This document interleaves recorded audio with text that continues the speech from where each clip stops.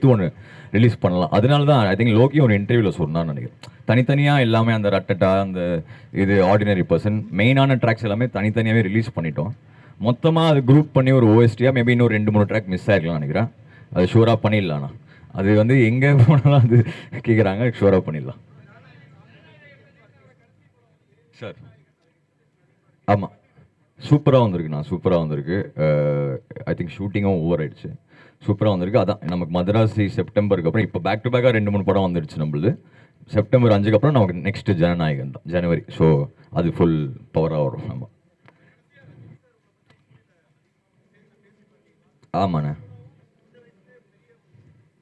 அண்ணா அதுதான் ரொம்ப அது ஒரு இமோஷ்னலான ஸ்டேஜ் தானே அது. அது வந்து அன்னைக்கு அவர் பேசும்போது ரொம்ப ஒரு மாதிரி ஃபீல் ஆயிடுச்சு தான். அதுக்கப்புறம் அவருக்கு ஃபோன் பண்ணி சொன்னேன், ரொம்ப தேங்க்ஸ்ண்ணா. அவர் ரொம்ப ஹார்ட் ஃபெல்ட்டாக தான் பேசினார். ஸோ அது ரொம்ப ஹாப்பி தான். ம் ம் ம் அதுதான் நான் ஏன்னா வந்து ஆல்வேஸ் விஜய் சார் காம்போவில் வந்து நம்ம சாங் என்றைக்குமே சூப்பராக ஒர்க் அவுட் ஆயிருக்கு. ஏன்னா சாங் தவிர்த்து இல்லை, அது சார் ஒன்று ஸ்க்ரீனில் கொண்டு வருவார்ல, அது அதில் செம்ம வேல்யூ ஆடும். We are going to miss him. அதான். தேங்க்யூ.